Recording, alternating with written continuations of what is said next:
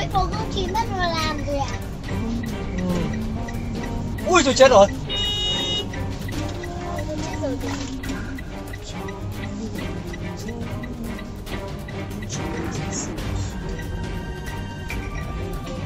Cuối cùng cũng chỉ mất vào làm rồi ạ.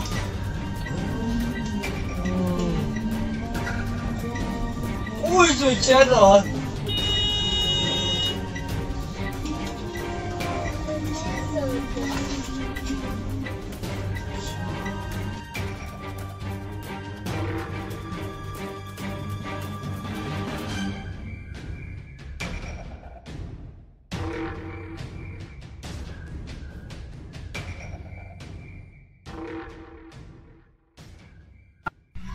Mày không thoát được đâu con trai. Tôi bi không tình yêu.